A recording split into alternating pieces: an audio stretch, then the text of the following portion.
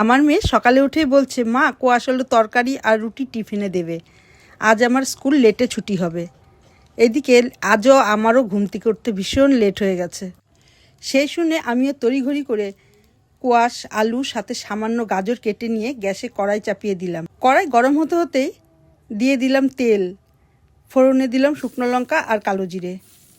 এবারে সব সবজিগুলো ঢেলে সাথে দুটো কাঁচা লঙ্কা চেরা, হলুদ লবণ দিয়ে নাড়িয়ে চাড়িয়ে ঢেকে দিলাম।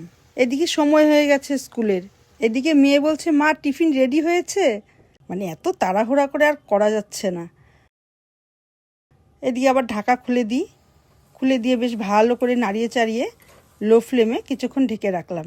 ঢাকনা খুলে সামান্য চিনি ও সাথে 2 চামচের মতন দুধ গুলে নিয়েছি, সেটাও ঢেলে দিয়ে সামান্য পরিমাণে জল দিয়ে কিছুক্ষণ ফুটতে দেব। আমি আবার রুটির এরকম সবজিতে সামান্য দুধ দিই, আপনারা চাইলে নাও দিতে পারেন। দেখুন সবজিও ফুটে গেছে। এবার নামিয়ে দুটো রুটির সাথে সবজিটা জলদি প্যাক করে দিয়ে দিই, তা না হলে আবার চিৎকার শুরু করবে।